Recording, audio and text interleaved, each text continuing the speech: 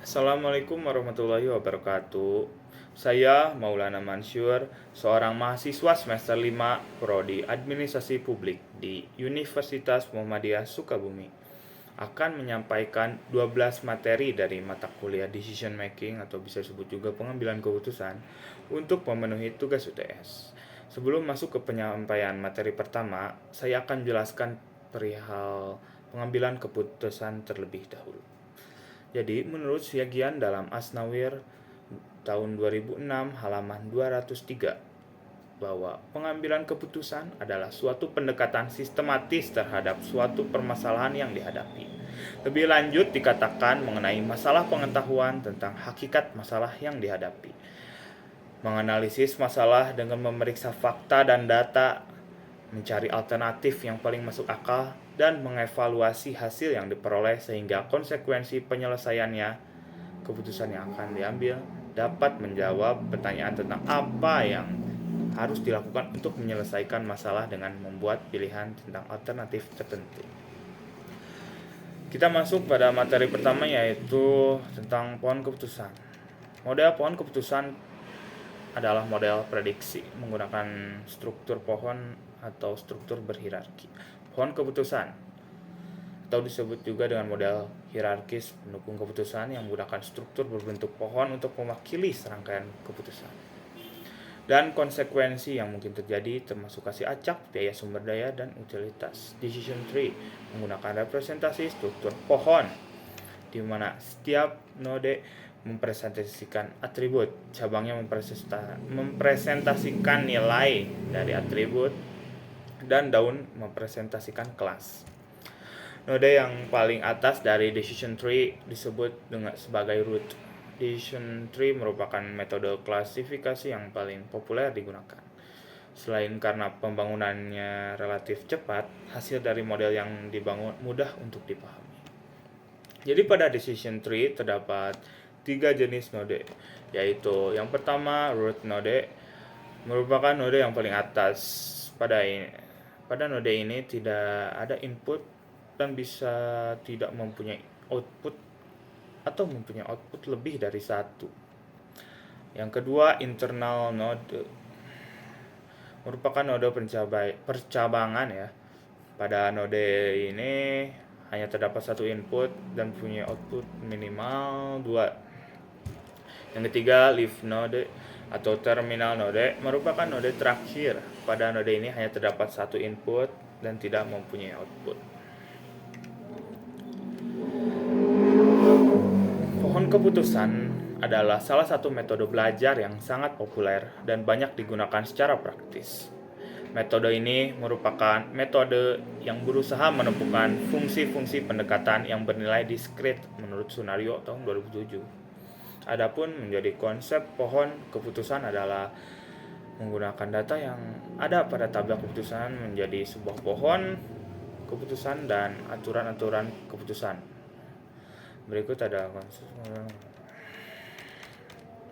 manfaat utama dari penggunaan pohon keputusan ialah kemampuannya dalam breakdown proses pengambilan keputusan yang kompleks menjadi lebih simpel sehingga pengambilan keputusan akan lebih menginterpretasikan solusi dari masalah. Pohon keputusan juga berguna untuk mengeksplorasi data, menemukan hubungan tersembunyi antara sejumlah calon variabel input dengan sebuah variabel target. Adapun beberapa manfaat lain dari pohon keputusan antara lain yaitu yang pertama mengeksplorasi data dan menemukan hubungan tersembunyi antara sejumlah calon variabel input dengan sebuah variabel target. Yang kedua, memadukan antara eksplorasi data dan permodelan sehingga sangat bagus sebagai langkah awal dalam proses permodelan, bahkan ketika dijadikan sebagai model akhir dari beberapa teknik lain. Bersifat fleksibel, memilih fitur dari internal node yang berbeda. Fitur yang terpilih akan membedakan suatu kriteria dibandingkan kriteria lain dalam node yang sama. Kefleksibelan metode ini meningkatkan kualitas keputusan yang dihasilkan. Yang keempat, dapat digunakan untuk mengeliminasi data yang tidak diperlukan. Yang kelima, lebih mudah memperoleh sebuah solusi dari suatu permasalahan. Kita masuk materi kedua, yaitu model analisis SWOT. Analisis SWOT diperkenalkan pertama kali oleh Kenneth Andrew pada tahun 1963 pada sebuah simposium tentang business policy di The McKinsey Foundation for Management Research. Kenneth Andrew memperkenalkan analisis SWOT dengan 4 kuadran yang menggunakan metode kualitatif. Kemudian pada tahun 1982, Heinz Weichrich dari University of San Francisco mengembangkan analisis SWOT klasik yang menggunakan metode kualitatif. Jadi analisis SWOT merupakan salah satu metode analisis situasional yang menitik beratkan pada identifikasi beberapa faktor secara sistematis untuk merumuskan strategi perusahaan, organisasi, dan lembaga. Proses pengambilan keputusan strategi selalu berkaitan dengan pengembangan misi, tujuan. Strategi harus menganalisis faktor-faktor strategi perusahaan, organisasi, atau lembaga tersebut dalam kondisi yang ada pada saat ini. Adapun faktor-faktor analisis SWOT, yang pertama strength, yang kedua weakness, yang ketiga opportunities, yang keempat threats. Adapun kegunaan analisis SWOT, yang pertama digunakan untuk menganalisis kondisi diri dan lingkungan pribadi. Yang kedua digunakan untuk menganalisis kondisi internal lembaga dan lingkungan eksternal lembaga. Yang ketiga digunakan untuk mengetahui sejauh mana dari diri kita di dalam lingkungan kita. Yang keempat digunakan untuk mengetahui posisi sebuah perusahaan atau organisasi. Yang kelima digunakan untuk mengetahui kemampuan sebuah perusahaan dalam menjalankan bisnisnya dihadapkan dengan para pesaingnya. Adapun manfaat analisis SWOT. Analisis SWOT itu dapat membantu melihat suatu persoalan dari 4 sisi sekaligus, yang menjadi dasar sebuah analisis persoalan, yaitu kekuatan, kelemahan, kesempatan atau peluang, dan juga ancaman. Yang kedua, analisis SWOT juga tajam sehingga memberikan hasil berupa analisis yang cukup tajam, sehingga mampu memberikan arahan ataupun rekomendasi untuk mempertahankan kekuatan sekaligus menambah keuntungan berdasarkan sisi peluang yang ada, sambil mengurangi kekurangan dan juga menghindari ancaman. Yang ketiga, analisis SWOT dapat membantu kita membedah organisasi dari 4 sisi yang dapat menjadi dasar dalam proses mengidentifikasinya. Dan dengan analisis ini kita dapat menemukan sisi-sisi terkadang terlupakan atau tidak terlihat sama sekali. Adapun analisis SWOT dapat menjadi instrumen yang cukup ampuh dalam menggunakan analisis strategi, sehingga dapat menemukan langkah-langkah yang tepat dan terbaik dengan situasi pada saat itu. Dan analisis SWOT juga dapat digunakan untuk membantu organisasi meminimalisasi kelemahan yang ada serta menekan munculnya dampak ancaman yang mungkin akan timbul. Adapun matriks SWOT yang pertama strategi SO, yaitu strength ke opportunities, ada ST strength ke threats, ada WO weakness ke opportunities, dan ada WT strategi WT weakness and threats. Jadi analisis SWOT merupakan salah satu metode analisis situasional yang menitik beratkan pada identifikasi beberapa faktor secara sistematis untuk merumuskan strategi perusahaan, organisasi, atau lembaga. Proses pengambilan keputusan strategis selalu berkaitan dengan pengembangan misi, tujuan, strategis, harus menganalisis faktor-faktor strategis perusahaan, organisasi, atau lembaga tersebut dalam kondisi yang ada pada saat ini. Kita masuk ke materi yang ketiga, yaitu tentang teknik pengambilan keputusan. Jadi, adapun definisi teknik pengambilan keputusan dalam suatu kondisi ketika suatu organisasi akan melakukan pengambilan keputusan, maka hal yang perlu dipertimbangkan utama adalah apakah keputusan yang diambil dapat menjadi keputusan yang efektif, di mana diharapkan keputusan yang diambil dapat berdampak langsung dan bersifat positif ya bagi kepentingan organisasi. Ada teknik-teknik pengambilan keputusan yang efektif ini juga membantu organisasi dalam membuat keputusan terbaik dikaitkan dengan ketersediaan informasi yang relevan. Oh iya ya, adapun fungsi-fungsi pengambilan keputusan. Yang pertama, pangkal permulaan dari semua aktivitas manusia yang sadar dan terarah baik secara individual maupun secara kelompok, baik secara institusional maupun secara organisasional. Yang kedua, sesuatu yang bersifat futuristik, artinya bersangkut paut dengan hari depan, masa yang akan datang, di mana pengaruhnya itu berlangsung cukup lama. Ada punya tujuannya, ada yang bersifat tunggal, yaitu ketika di mana hanya satu masalah yang ditangani dalam output, maka output tersebut memiliki tujuan keputusan tunggal. Karena setelah ditentukan, masalah tersebut tidak akan terkait dengan masalah lainnya. Kedua, tujuan yang bersifat ganda, yaitu ketika suatu pilihan mempengaruhi lebih dari satu masalah, ada banyak tujuan pengambilan keputusan yang terlibat. Dengan mengambil satu tindakan secara bersamaan, dua atau lebih masalah yang bertentangan atau tidak bertentangan dapat diselesaikan. Adapun manfaat pentingnya pengambilan keputusan mempunyai arti penting bagi maju mundurnya suatu organisasi, terutama karena masa depan suatu organisasi banyak ditentukan oleh keputusan sekarang. Pentingnya pengambilan keputusan dapat dilihat dari pendapat Mintzberg pada tahun 2009 dari segi kekuasaan untuk membuat keputusan, yaitu apakah mengikuti pola sentralisasi atau desentralisasi. Adapun teknik-teknik yaitu brainstorming, ketika kelompok individu dalam suatu organisasi menghadapi skenario sulit yang tidak terlalu rumit dan dapat dikarakterisasi dengan tepat. Mereka melakukan percakapan di mana semua pihak yang berkepentingan diharapkan untuk mengambil bagian dan berbagi pendapat. Yang kedua, synectic. Pada dasarnya metode ini menugaskan seorang pemimpin diskusi kepada salah satu anggota kelompok diskusi.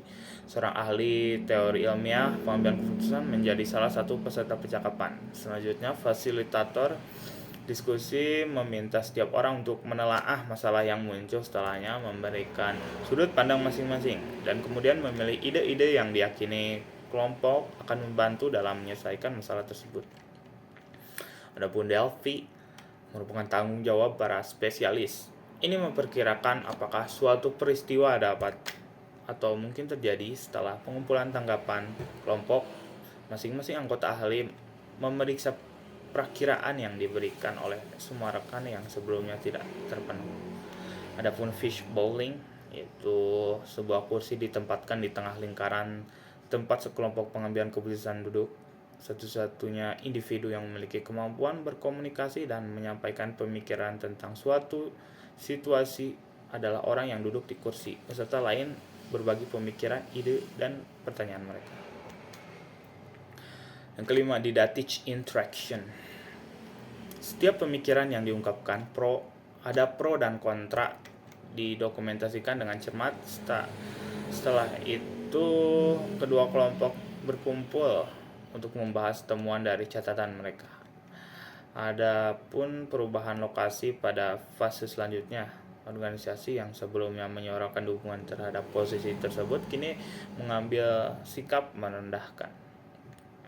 Yang keenam, collective bargaining, yaitu dua pihak yang mempunyai pandangan berbeda bahkan bertolak belakang atas suatu masalah duduk di satu meja dengan saling menghadap.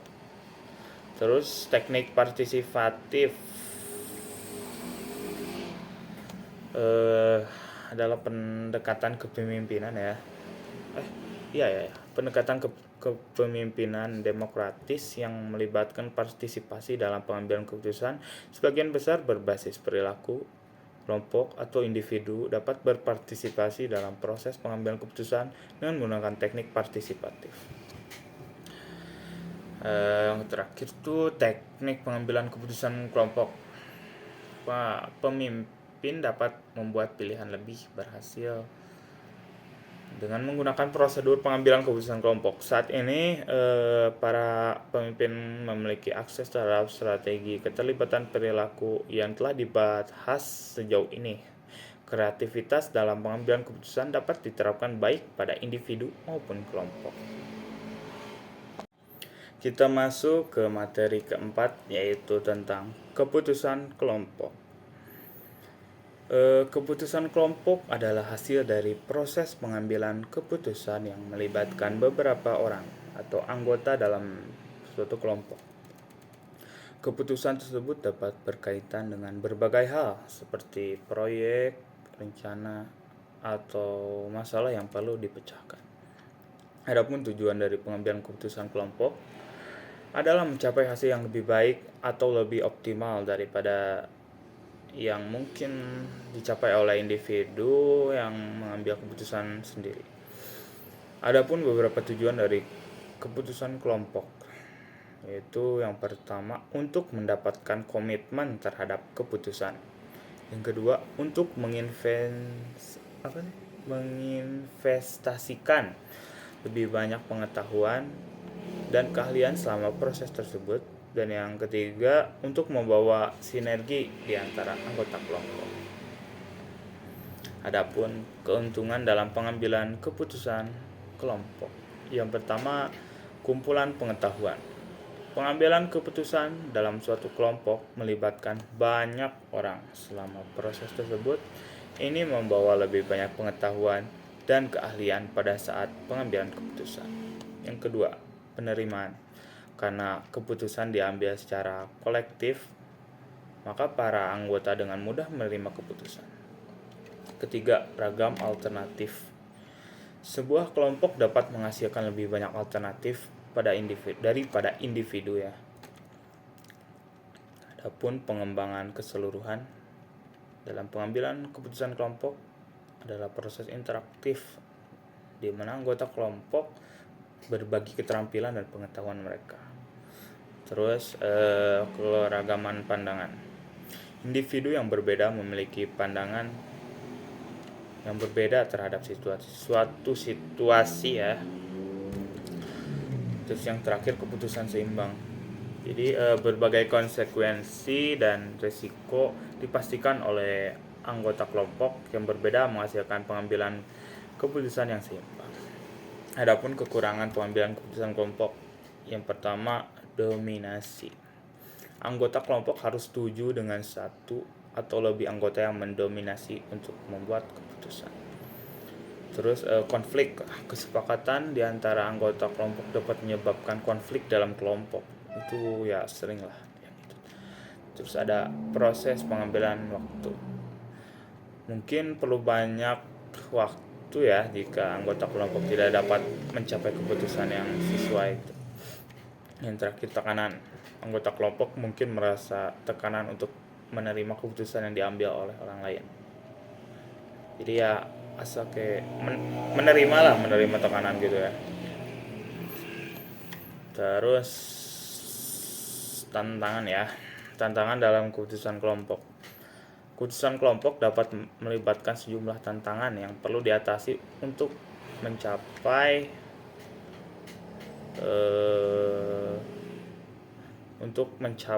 keputusan yang efektif, akurat, dan memadai.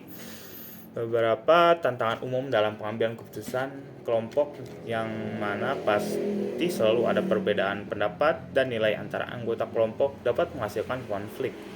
Tantangan lainnya yaitu beberapa kelompok mungkin cenderung mengikuti keputusan mayoritas atau menghindari konflik yang dapat menghasilkan keputusan yang tidak sepenuhnya terpikirkan.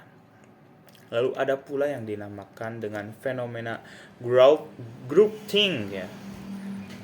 Jadi ketika kelompok berusaha untuk mencapai konsensus dengan menghindari konflik dan mengorbankan ya, evaluasi kritis. Adapun implikasi keputusan kelompok. Keputusan kelompok memiliki beberapa implikasi yang perlu diperhatikan. Implikasi ini dapat mencakup berbagai aspek, baik yang positif maupun negatif, tergantung pada bagaimana proses pengambilan keputusan kelompok dijalankan. Implikasi positif adalah bahwa keputusan kelompok cenderung memiliki kualitas yang lebih baik ya daripada keputusan yang diambil oleh individu. Namun jika dilihat dari sisi negatifnya, dalam pengambilan keputusan kelompok bahwa dalam pengambilan keputusan kelompok dapat memakan waktu yang lebih lama ya. Soalnya kan ya diskusi gitu ya. Dan membutuhkan lebih banyak sumber daya daripada pengambilan keputusan individu. Kita masuk ke materi kelima, yaitu tentang strategi pengambilan keputusan. Menurut David, tahun 2006 mendefinisikan bahwa strategi merupakan alat untuk mencapai tujuan jangka panjang. Strategi adalah tindakan potensial yang membutuhkan keputusan manajemen tingkat atas dan sumber daya perusahaan dalam jumlah yang besar. Strategi memiliki konsekuensi yang multifungsi dan multidimensi, serta perlu mempertimbangkan faktor-faktor eksternal dan internal yang dihadapi perusahaan. Adapun strategi pengambilan keputusan adalah rencana atau pendekatan yang digunakan oleh individu, kelompok, atau organisasi yang mengelola proses pengambilan keputusan dengan lebih efektif dan efisien. Ini mencakup langkah-langkah dan metode yang digunakan dalam mengidentifikasi masalah, memperoleh dan menganalisis informasi, merumuskan alternatif, mengevaluasi resiko, dan keputusan terbaik berdasarkan tujuan, kepentingan, dan nilai-nilai yang ada. Strategi pengambilan keputusan juga dapat mencakup elemen-elemen penting seperti penggunaan perangkat lunak khusus, pengambilan data secara sistematis, penggunaan analisis statistik, dan berbagai alat bantu pengambilan keputusan yang tersedia. Tujuannya adalah untuk membantu dalam menghadapi masalah atau situasi dengan cara sistematis dan terinformasi. Adapun beberapa strategi yang dapat membantu dalam pengambilan keputusan. Yang pertama, identifikasi tujuan. Yang kedua, kumpulan informasi. Yang ketiga, pertimbangan alternatif. Yang keempat, tinjau konsekuensi. Terus evaluasi resiko, membuat keputusan, tindakan, evaluasi dan revisi, belajar dari pengalaman, terus menggunakan alat bantu dan pertimbangan intuisi. Ada beberapa hambatan juga yang dapat menghambat strategi pengambilan keputusan yang efektif. Memahami hambatan-hambatan ini dapat membantu kita mengidentifikasi dan berusaha untuk mengatasinya. Terus hambatan-hambatan umum dalam pengambilan keputusan tuh kayak yang pertama tuh keterbatasan informasi ya. Terus bias kognitif, yang ketiga tekanan waktu, yang keempat resiko dan ketidakpastian, yang kelima ketidakpastian informasi, yang keenam konflik kepentingan, terus tumpah tindih otoritas, lalu kompleksitas masalah, juga pengambilan keputusan grup, dan yang terakhir tuh resistensi perubahan. Di sini juga ya terdapat situasi dan kondisi yang mendasari strategi pengambilan keputusan, yaitu kayak yang pertama tuh terdapat kesenjangan atau gap antara sikon yang ada dengan tujuan yang ingin dicapai. Yang kedua, ada kepedulian pihak pengambil keputusan terhadap gap tersebut. Tiga, ada motivasi dari pengambil keputusan untuk menyelesaikan atau mengurangi gap tersebut.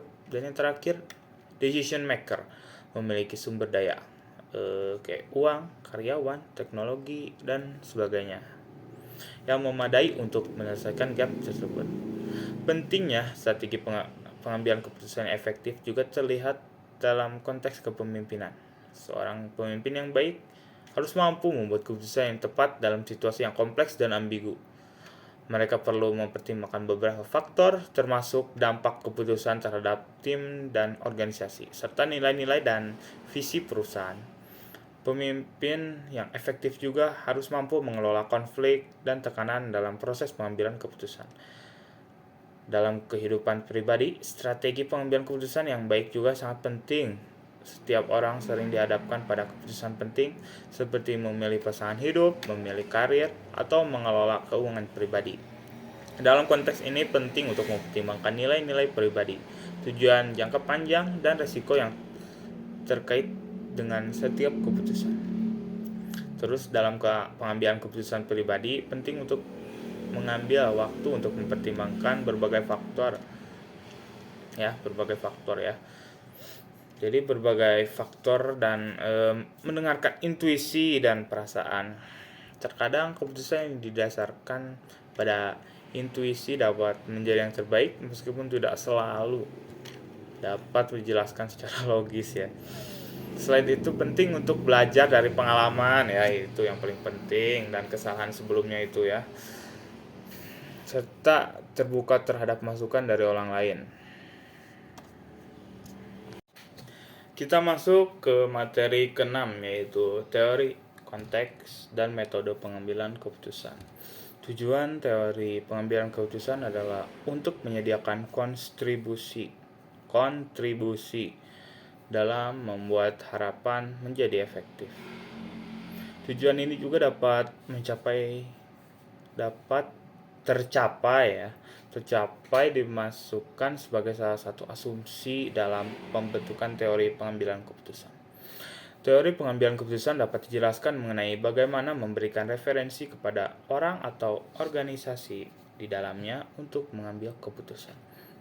Menurut Salusu tahun 2016 halaman 47 menyebutkan bahwa proses memilih suatu alternatif cara bertindak dengan metode yang efisien sesuai situasi. Proses itu menemukan dan menyelesaikan masalah organisasi.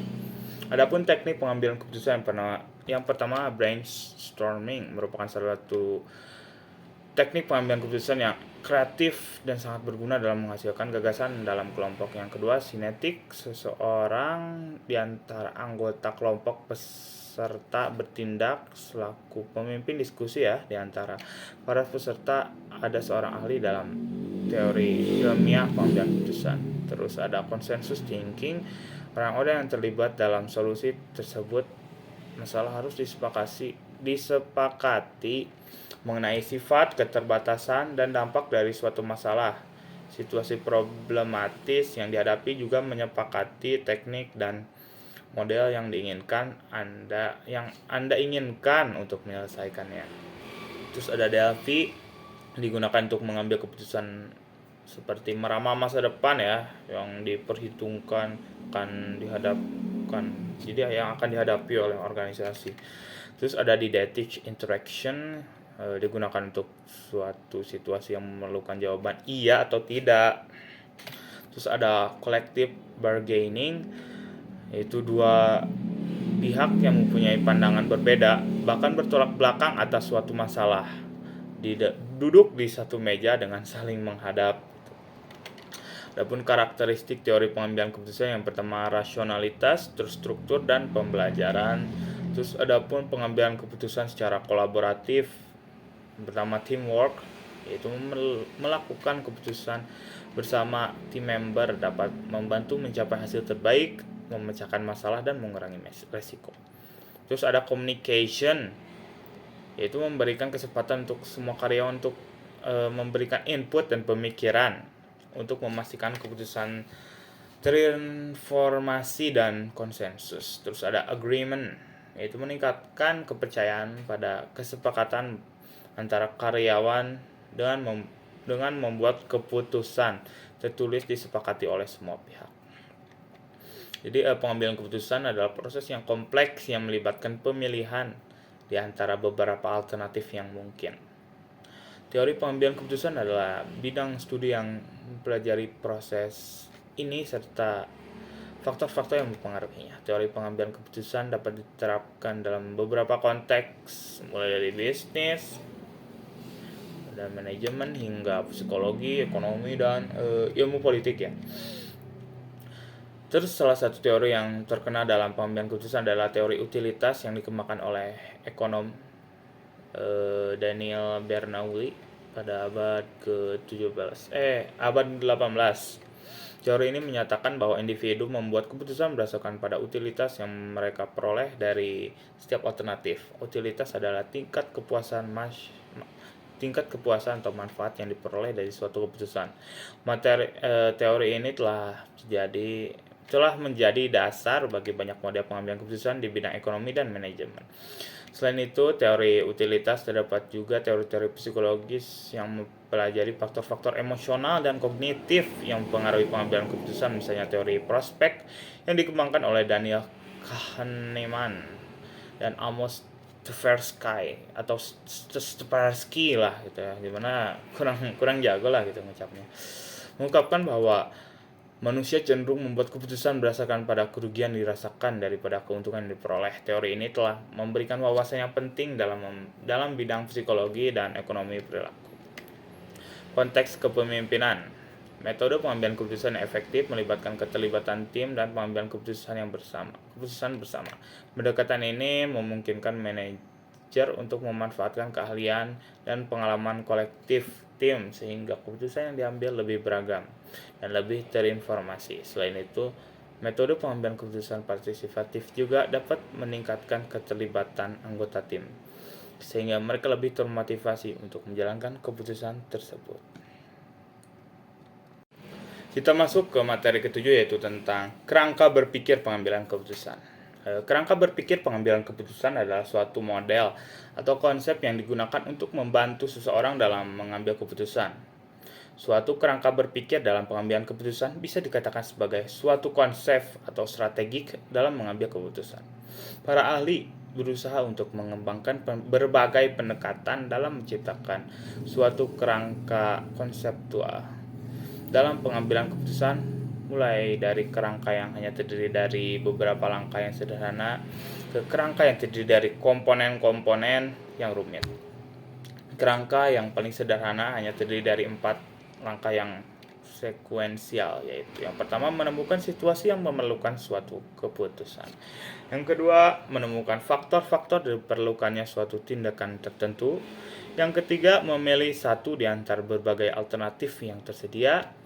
Lalu yang terakhir, menilai pilihan-pilihan yang pernah dibuat di masa lalu untuk mengetahui pilihan mana yang membuahkan hasil yang paling menguntungkan bagi organisasi.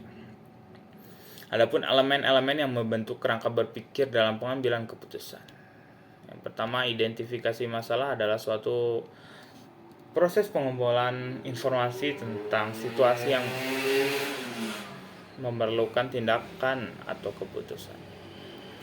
Penting untuk merinci masalah dengan jelas, mendefinisikan tujuan dan menetapkan batasan serta kendala yang mungkin ada.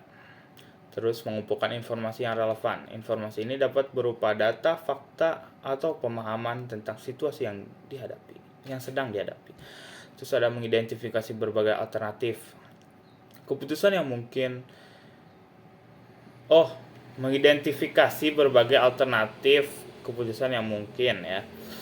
Ini melibatkan brainstorming, analisis, dan pemikiran kreatif untuk menghasilkan berbagai pilihan yang dapat dipertimbangkan. Terus perlu dilakukannya evaluasi untuk menentukan kelebihan dan kekurangan masing-masing pilihan. Ini melibatkan penilaian berdasarkan kriteria yang telah ditetapkan sebelumnya. Pengambilan keputusan harus memilih alternatif yang dianggap paling sesuai dengan tujuan dan kriteria yang telah ditetapkan. Terus ada mengimplementasikannya gitu ya. Ini melibatkan perencanaan tindakan yang perlu diambil untuk menjelaskan keputusan tersebut. Terus langkah terakhir dalam proses pengambilan keputusan adalah evaluasi hasil. Ini melibatkan analisis apakah keputusan yang diambil telah mencapai tujuan yang diharapkan atau tidak.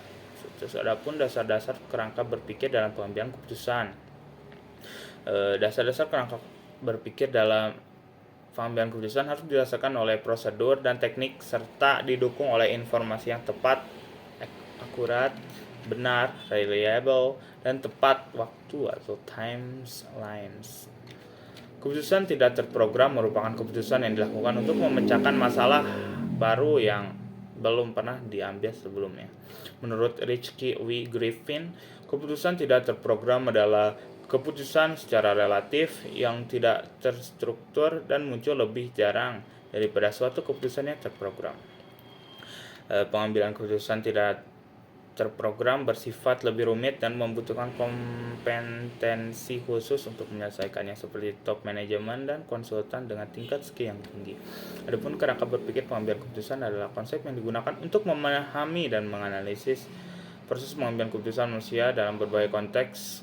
Kerangka berpikir ini mencakup berbagai teori, model, dan metode yang membantu dan memahami bagaimana orang membuat keputusan serta faktor-faktor apa sih yang mempengaruhinya. Dalam menggambarkan kerangka berpikir pengambilan keputusan, kita dapat mempertimbangkan berbagai elemen kunci yang terlibat dalam proses tersebut. Kerangka berpikir pengambilan keputusan mencakup pemahaman tentang bagaimana manusia memproses informasi dan membuat keputusan. Teori-teori psikologis dan neuroscience seperti teori prospek dan teori kognitif memberikan wawasan tentang bagaimana emosi, persepsi, dan kognisi mempengaruhi proses pengambilan keputusan. Selain itu, konsep seperti bias kognitif, heuristik, dan persepsi risiko juga menjadi bagian penting dari kerangka berpikir ini. Kita masuk ke materi ke-8, yaitu tentang keputusan intuitif. Pengambilan keputusan intuitif adalah pengambilan keputusan dengan mengandalkan perasaan, kesadaran emosional, fantasi, dan kadang-kadang bersifat impulsif. Cepat mengambil keputusan menurut Haren tahun 1978. Pengambilan keputusan intuitif adalah proses tidak sadar yang diciptakan dalam pengalaman yang tersaring. Dalam hal ini tidak berarti analisa rasional sama sekali tidak berjalan, lebih tepatnya antara faktor emosional, fantasi, dan rasional saling melengkapi. Hanya saja prospek emosional lebih dominan menurut Robbins dari tahun 1996. Dan Robbins 1996 juga mengidentifikasi ada 8 ya kondisi yang memungkinkan orang menggunakan pengambilan keputusan intuitif, yaitu bila ada ketidakpastian dalam tingkat yang tinggi.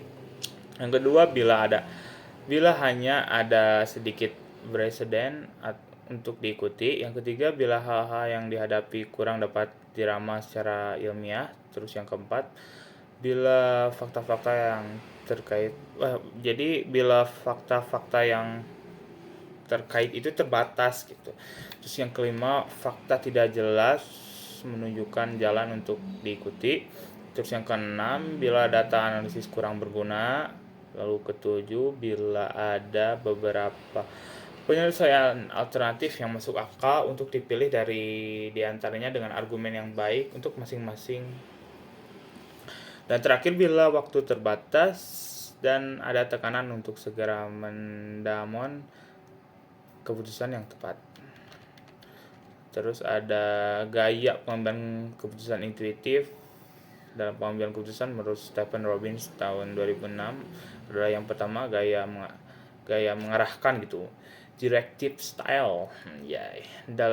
Adalah gaya pengambilan keputusan yang dicirikan oleh toleransi yang rendah terhadap ambiguitas dan cara berpikir yang rasional. Terus yang kedua, gaya analitis, yaitu analytic style, adalah gaya pengambilan keputusan yang dicirikan oleh toleransi terhadap ambiguitas yang tinggi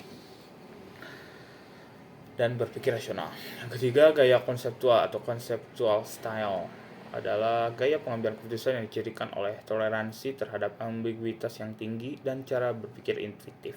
Terus yang keempat, gaya perilaku atau bisa disebut juga behavioral style, adalah gaya pengambilan keputusan yang dicirikan oleh toleransi terhadap ambiguitas yang rendah dan cara berpikir intuitif. Adapun cara pengambilan keputusan intuitif yang efektif. Yang pertama, mengembangkan intuisi. Yang kedua, mengumpulkan informasi yang cukup. Terus ada mempercayai insting, memperhatikan konteks, menyeimbangkan intuisi, dan belajar dari pengalaman. Terus ada pun karakteristik intuitif. Yang pertama, intuisi harus memenuhi syarat non-inferensial atau langsung, karena proposisi dalam berintuisi tidak didasarkan pada suatu premis. Yang kedua, intuisi harus memenuhi syarat ketegasan, sebab intuisi merupakan suatu kognisi yang mengandung makna tegas seperti suatu keyakinan atau belief. Dalam diri individu tidak bisa sekedar suatu kecenderungan atau suatu gejala. Terus yang ketiga, intuisi harus memenuhi syarat pemahaman minimal dari suatu objek proposisi, karena seseorang tidak dapat berintuisi mengenai hal yang tidak dapat dipahami. Terus ada yang keempat, intuisi tidak harus bergantung pada suatu teori itu sendiri maupun hipotesis teoristik. Tetapi tidak berarti bahwa intuisi merupakan konseptual, hanya ia tidak didasarkan pada beberapa hipotesis teoritis. Adapun beberapa yang mempengaruhi pengambilan keputusan intuitif. Pertama, pengalaman merupakan salah satu yang mempengaruhi pengambilan keputusan intuitif. Orang yang memiliki lebih banyak pengalaman di bidang tertentu mungkin lebih cenderung membuat keputusan intuitif berdasarkan pengalaman masa lalunya. Kedua, kepribadian. Ciri-ciri kepribadian seperti keterbukaan terhadap pengalaman, toleransi terhadap ambiguitas, dan kecenderungan mengambil risiko yang dapat mempengaruhi pengambilan keputusan secara intuitif. Terus ada mekanisme coping. Mekanisme coping seperti perhatian dan regulasi emosional juga dapat mempengaruhi pengambilan keputusan secara intuitif. Terus ada suasana hati, ketidakpastian lingkungan, faktor budaya, faktor sosial, dan yang terakhir faktor psikologis. Kita masuk ke materi ke-9, yaitu tentang cost benefit analysis atau CBA. Cost benefit analysis atau analisis biaya manfaat merupakan metode untuk meninjau atau menilai asesmen suatu kebijakan dengan mengukur segala dampak berdasarkan satuan moneter atau uang. Dalam menilai suatu kebijakan, cost benefit analysis ini mempertimbangkan suatu biaya yang ditanggung dan manfaat yang dirasakan oleh masyarakat. Adapun tujuan dari cost benefit analysis untuk membantu pengambilan kebijakan sosial dan meningkatkan manfaat sosial ataupun meningkatkan alokasi sumber daya yang lebih efisien. Analisis biaya manfaat juga dapat dilakukan di tengah proses atau in medias res berjalannya suatu program atau kebijakan. Analisis biaya manfaat ini berguna untuk memberikan masukan bagi berkelanjutan, penghentian, dan modifikasi program atau kebijakan. Selain itu juga menentukan atau mengukur apakah kemanfaatan suatu proyek, program, dan kegiatan merupakan suatu investasi yang baik atau tidak. Cost benefit analisis juga bertujuan untuk memberikan dasar untuk membandingkan suatu proyek, termasuk membandingkan biaya total yang diharapkan dari setiap pilihan dengan total kemungkinan yang diharapkan, untuk mengetahui apakah keuntungan melampaui biaya serta berapa banyaknya. Adapun menurut Mangkosobroto tahun 1998 dalam menjelaskan bahwa dalam menentukan biaya, manfaat dan biaya program atau proyek harus dilihat secara luas pada manfaat dan biaya sosial, dan tidak hanya pada individu saja. Oleh karena itu, menyangkut kepentingan masyarakat luas, maka manfaat dan biaya dapat dikelompokkan dengan berbagai cara. Itu tadi menurut Ferry tahun 2012. Biaya atau cost. Biaya persiapan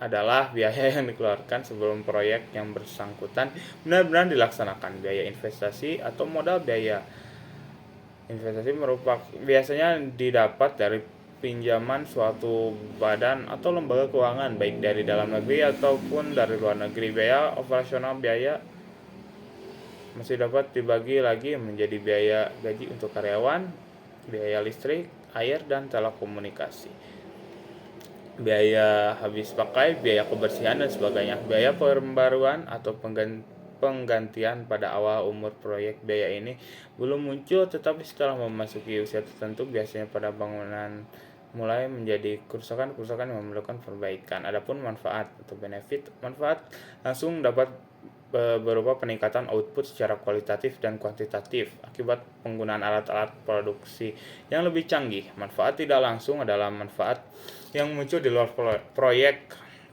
namun sebagai dampak adanya proyek, manfaat terkait yaitu keuntungan yang sulit dinyatakan dengan sejumlah uang, namun benar-benar dapat dirasakan seperti kenyamanan dan keamanan. Adapun metode yang digunakan untuk mengukur biaya dan manfaat pada analisis manfaat biaya atau cost benefit analysis, yang pertama metode perbandingan manfaat dan satu biaya atau benefit cost ratio. Metode ini memfasilitasi perbandingan berbagai alternatif investasi atau proyek yang berbeda. BCR biasanya digunakan untuk analisis biaya manfaat bersama dengan ukuran-ukuran lain seperti net present value, laba atau investasi, tingkat pengembalian internal dan lain-lain. Terus yang kedua metode net present value atau NPV. Net present value menghitung selisih antara nilai arus kas masuk dan kas keluar selama dalam kurun waktu tertentu. Adapun metode internal rate of return atau IRR adalah tingkat pengembalian yang diharapkan dari suatu investasi atau proyek. IRR digunakan untuk menentukan profitabilitas dari suatu investasi atau proyek yang diusulkan jika IRR lebih besar dari tingkat bunga yang diterima dari investasi lainnya, maka investasi tersebut dianggap layak dilakukan. Kita masuk ke materi ke-10 yaitu tentang pengambilan keputusan yang rasional. Jadi definisi rasional adalah berpikir menggunakan nalar atas data yang ada untuk mencari kebenaran faktual, kegunaan dan derajat kebenaran. Itu menurut Marzuki tahun 2018. Sedangkan menurut Kuhlman, rasionalitas merupakan sebuah tindakan manusia dalam memaksimalkan tujuan atau kepuasan yang ingin didapatkan. Metode yang digunakan dalam memaksimalkan tujuan dan kepuasan yang ingin didapatkan. Metode yang digunakan untuk mengetahui rasional atau tidaknya tindakan tersebut perlu dengan mengetahui nantinya apa yang akan terjadi atau didapati keuntungannya. Adapun pengaruh pengambilan keputusan rasional yaitu mampu mempengaruhi orang lain atau kelompok melalui alternatif solusi terhadap masalah atau permasalahan atau pencapaian tujuan yang diinginkan dalam suatu situasi dan kondisi yang ada. Terus ada motivasi rasional menurut Schiffman dan Canuck pada tahun 2018 pada halaman 78 menjelaskan bahwa motivasi rasional adalah motivasi yang mengajak konsumennya untuk berpikir secara rasio yang didasarkan pada kenyataan-kenyataan dalam memahami setiap alternatif dalam memilih produk yang menurut konsumen dapat memberikan kualitas yang terbaik, harga terjangkau, ketersediaan barang, lokasi, ukuran, kebersihan, efisien dalam penggunaan, keawetan, dan dapat dipercaya, serta keterbatasan waktu yang ada pada konsumen. Dalam hal ini, menurut Muhammad Fauzi pada tahun 2010, ada beberapa indikator perihal faktor rasional, yaitu yang pertama pelayanan, yang kedua kenyamanan, yang ketiga kepuasan. Contoh pengambilan keputusan yang rasional adalah ketika seorang manajer perusahaan harus memilih vendor untuk menyediakan bahan baku. Manajer tersebut melakukan analisis pasar, membandingkan kualitas, harga, dan keandalan setiap vendor. Dia juga mempertimbangkan kebutuhan perusahaan, jangka waktu kontrak, dan reputasi vendor. Setelah mempertimbangkan semua faktor ini, manajer membuat keputusan berdasarkan data yang objektif dan logis untuk memilih vendor yang paling sesuai dengan kebutuhan perusahaan. Terus ada beberapa manfaat dari pengambilan keputusan yang rasional, yaitu yang pertama efisiensi. Tentu saja ya, dalam pengambilan keputusan yang rasional memungkinkan untuk memilih solusi yang paling tepat dan efisien berdasarkan analisis yang objektif, sehingga mengurangi pemborosan waktu, sumber daya, dan juga energi. Yang kedua, akurasi. Keputusan yang didasarkan pada data dan fakta cenderung lebih akurat dan dapat diandalkan, karena mengurangi pengaruh dari emosi atau bias personal. Terus yang ketiga, konsistensi. Pengambilan keputusan yang rasional memungkinkan untuk konsisten dalam pengambilan keputusan di masa depan, karena didasarkan pada prinsip-prinsip yang logis dan analitis. Yang keempat, ada pengendalian resiko. Dengan mempertimbangkan semua faktor yang relevan, keputusan yang rasional dapat membantu dalam mengidentifikasi dan mengelola resiko dengan lebih efektif. Peningkatan performa yang terakhir, peningkatan performa. Keputusan yang rasional cenderung menghasilkan hasil yang lebih baik dan lebih efektif dalam jangka panjang, sehingga dapat meningkatkan performa individu atau organisasi. Dengan demikian, pengambilan keputusan yang rasional dapat membantu individu atau organisasi untuk mencapai tujuan mereka dengan lebih baik, mengurangi kesalahan, dan meningkatkan efisiensi dan efektivitas dalam pengambilan keputusan. Kita masuk ke materi ke-11, yaitu tentang metode pengambilan keputusan analitik hierarki proses atau AHP. Menurut Taylor tahun 2004, analitik hierarki proses adalah sebuah metode untuk memeringkat alternatif keputusan dan memilih yang terbaik dengan beberapa kriteria. Analitik hierarki proses mengembangkan satu nilai numerik untuk memeringkat setiap alternatif keputusan berdasarkan pada sejauh mana tiap-tiap alternatif memenuhi kriteria pengambilan keputusan. Sedangkan menurut Nugraha tahun 2017, analitik hierarki proses adalah sebuah konsep untuk pembuatan keputusan berbasis multi kriteria atau kriteria yang banyak. Beberapa kriteria yang dibandingkan satu dengan yang lainnya berdasarkan tingkat kepentingannya adalah penekanan utama pada konsep analitik hierarki proses. Adapun menurut Herjanto tahun 2009, analitik hierarki proses merupakan suatu teknik pengambilan keputusan yang dikembangkan untuk kasus-kasus yang memiliki berbagai tingkat atau hierarki analisis. Adapun karakteristik umum metode analisis hierarki proses, yang pertama, berbentuk hierarki fungsional. Yang kedua, input utamanya adalah persepsi manusia.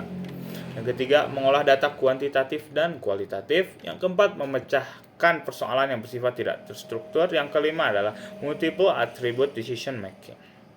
Adapun prinsip-prinsip dasar analitik hierarki proses. Yang pertama, decomposition adalah memecah atau membagi masalah utuh menjadi elemen-elemen, dipecah kembali menjadi kriteria dan alternatif ke dalam bentuk hierarki, di mana setiap elemen saling berhubungan. Terus ada comparative judgment, menggunakan penilaian yang berdasarkan kepentingan relatif dua elemen pada suatu tingkatan tertentu atau dengan menyusun perbandingan berpasangan menjadi bentuk matriks. Adapun kelebihannya, layaknya metode analitik hierarki proses pun memiliki kelebihan dan kelemahan dalam sistem analisisnya. Kelebihan analisis ini adalah seperti kesatuan atau unity, terus complexity, saling ketergantungan atau interdependence, terus struktur hierarki atau hierarki structuring, terus pengukuran. Yang terakhir itu pengukuran, yaitu measurement. Adapun kekurangannya, kelemahan metode analitik hierarki proses adalah metode tersebut tidak mampu menyelesaikan permasalahan ketika terdapat nilai kosong dalam matriks pairwise comparison. Nilai yang kosong tersebut dapat disebabkan oleh beberapa faktor yang disengaja maupun tidak disengaja. Analitik hierarki proses adalah salah satu metode pengambilan keputusan yang dikembangkan oleh Thomas L. SETI pada tahun 1170. Metode ini digunakan untuk membantu individu atau kelompok dalam mengambil keputusan yang kompleks dengan mempertimbangkan berbagai faktor dan kriteria yang relevan. Analitik hierarki proses membantu dalam memperhitungkan preferensi dan bobot relatif dari setiap kriteria sehingga memungkinkan untuk memilih alternatif terbaik berdasarkan pertimbangan yang matang. Analitik hierarki proses merupakan salah satu metode pengambilan keputusan multi kriteria yang paling populer dan sering digunakan dalam berbagai bidang seperti manajemen, teknik, ekonomi, dan ilmu sosial. Metode ini menggunakan pendekatan hierarkis untuk memecah masalah keputusan menjadi beberapa level yang lebih kecil, mulai dari tujuan utama hingga alternatif yang spesifik. Demikian pula, analitik hierarki proses memungkinkan untuk memperhitungkan berbagai aspek yang relevan dan memungkinkan untuk mengidentifikasi alternatif yang paling sesuai dengan preferensi dan kebutuhan.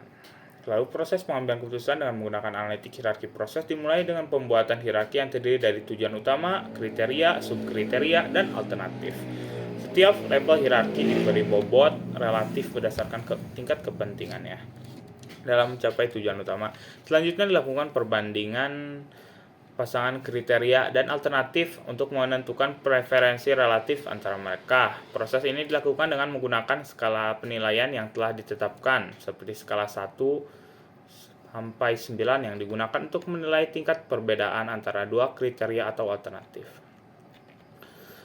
Selama proses perbandingan, responden diminta untuk memberikan nilai-nilai relatif antara dua kriteria atau alternatif berdasarkan tingkat kepentingannya. Hasil dari perbandingan tersebut kemudian diolah menggunakan metode matematis untuk mendapatkan bobot-bobot relatif dari setiap kriteria dan alternatif. Metode ini memungkinkan untuk memperhitungkan preferensi dan kepentingan setiap faktor yang relevan sehingga memungkinkan untuk mengidentifikasi alternatif yang paling sesuai dengan tujuan utama. Materi terakhir, materi ke-12, yaitu tentang model pengambilan keputusan. Model pengambilan keputusan adalah proses yang kompleks dan penting dalam kehidupan sehari-hari. Setiap orang di dunia ini harus mengambil keputusan setiap hari. Mulai dari keputusan kecil seperti memilih makanan yang akan dimakan, hingga keputusan besar seperti memilih karir atau pasangan hidup.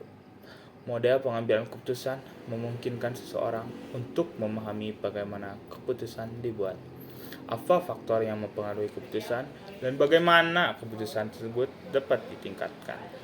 Ada banyak model pengambilan keputusan yang telah dikembangkan oleh para ahli psikologi, manajemen, ekonomi, dan ilmu lainnya. Setiap model memiliki pendekatan yang berbeda dalam menjelaskan bagaimana orang membuat keputusan. Beberapa model terkenal meliputi model rasional, model keputusan intuitif, model keputusan prospektif, dan model pengambilan keputusan berdasarkan teori perilaku. Kita jelaskan dulu satu persatu, yaitu model rasional adalah salah satu model yang paling umum digunakan dalam pengambilan keputusan. Model ini didasarkan pada asumsi bahwa orang membuat keputusan dengan cara yang rasional, itu dengan mengevaluasi semua pilihan yang tersedia, memperhitungkan konsekuensi dari setiap pilihan, dan memilih pilihan yang memberikan hasil terbaik. Dalam model ini, orang dianggap sebagai pemikir yang logis dan rasional yang mampu memproses informasi dengan benar. Namun model rasional ini telah dikritik karena tidak mewakili cara sebenarnya orang membuat keputusan. Beberapa penelitian menunjukkan bahwa orang seringkali membuat keputusan berdasarkan emosi, intuisi, atau faktor-faktor lain yang tidak masuk akal. Model keputusan intuitif adalah model yang mencoba menjelaskan cara orang membuat keputusan berdasarkan intuisi, pengalaman, dan pengetahuan yang tidak sadar. Dalam model ini, keputusan dianggap sebagai hasil dari proses mental yang tidak disadari, yang terjadi tanpa perlu pemikiran yang terstruktur. Lalu ada model prospektif, adalah model lain yang mencoba menjelaskan cara bagaimana orang membuat keputusan berdasarkan persepsi mereka terhadap resiko dan imbalan. Dalam model ini, orang dianggap mempertimbangkan kemungkinan hasil dari setiap pilihan dan memilih resiko yang memberikan hasil terbaik. Model ini menekankan pentingnya persepsi individu terhadap resiko yang dapat mempengaruhi keputusan mereka. Selain itu, ada juga model pengambilan keputusan berdasarkan teori perilaku, yang mencoba menjelaskan cara orang membuat keputusan berdasarkan faktor-faktor psikologis, sosial, dan lingkungan. Dalam mode ini, keputusan dianggap dipengaruhi oleh preferensi individu, norma sosial, dan kondisi lingkungan. Mode ini menekankan pentingnya memahami faktor-faktor psikologis dan sosial yang mempengaruhi keputusan seseorang. Dan begitu banyak model pengambilan keputusan yang tersedia, penting bagi seseorang untuk memahami bagaimana keputusan dibuat dan faktor-faktor apa yang mempengaruhi mereka. Dengan pemahaman yang lebih baik tentang model pengambilan keputusan, seorang dapat membuat keputusan yang lebih baik dan mengurangi kemungkinan